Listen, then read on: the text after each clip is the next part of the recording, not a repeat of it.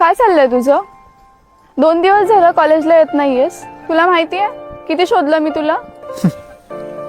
हे बघ सेजल, मी कॉलेजला आलो किंवा नाही आलो तुला काही फरक पडतोय का?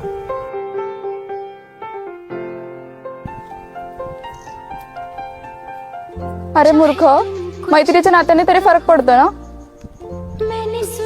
उद्यापासून दररोज कॉलेजला यायचं.